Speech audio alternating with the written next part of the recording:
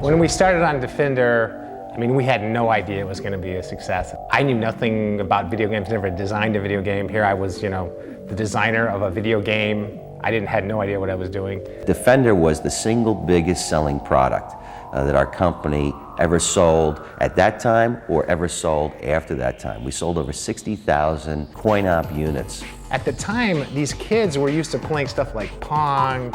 They'd never seen anything like this. And I remember at that time saying, man, is this, ingenious and inventive and much different than the very primitive blips and bleeps that you saw with Pong. The graphics were unbelievable for its time, even though it's almost laughable today. Defender was in production for a solid year plus. The earliest concept was a version of Space Invaders where you could shoot in 3 different directions, and it just sucked. We had to build a new factory just to accommodate the the sales demand that we had for Defender. Had some of the earliest things which now are known as particle effects, which back in the day we just called them explosions. It's funny, when we originally put in there, it would just explode one enemy ship. We found that was really kind of lame, so it turns out that exploding 4 or 5 enemy ships for every one you shot looked really cool. We felt that, hey, let's actually expand the screen, just make the screen a window into a whole universe.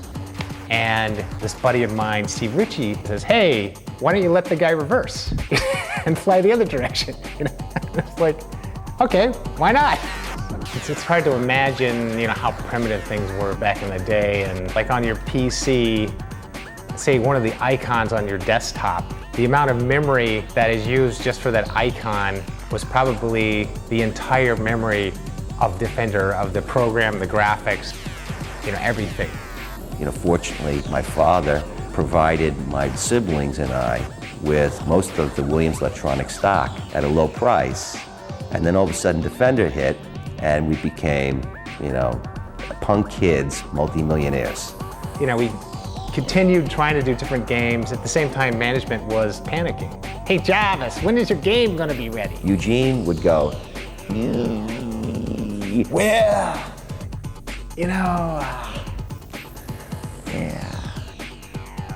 what day is it? Jarvis, where are you? You should be tip-tapping your keys on the keyboard. Is there anybody there? What the hell's going on? Question for you. What was the question? That's where it's at. Yeah.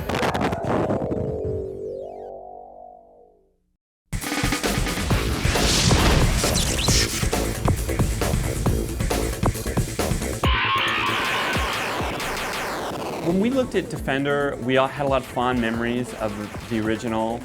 We saw it as a game that was complex and difficult for its time, but it was very engaging, it was very catchy.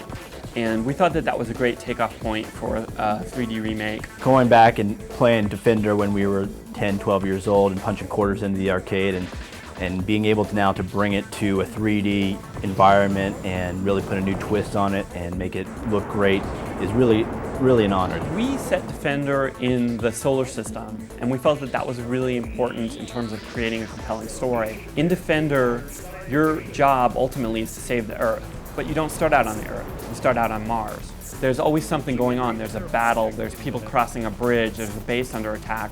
Things are happening, and you have the ability to decisively influence what goes on, not just by shooting things, but by building things, carrying things around, delivering forces to the key point to defend something or to attack something. When I first came into the project, the explosions were all really dusty and gray, just like chimney smoke. And one of the things we said was, we got, hey, flames sell games, so you got to get the smoke out there, you got to get the huge explosions because that's the thrill of killing something and blowing something up.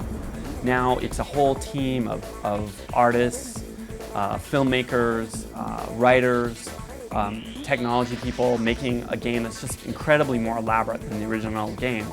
We have 6 ships in the game, so everyone has to fly a little bit similar, and they have to be fun to fly, and they've got to be easy to fly, so making sure that it's really easy and really fun has been one of the big struggles of the game. And it's still about shooting lots of enemies and putting lots of things on the screen, lots of beautiful art. eclipsing every other object in the heavens.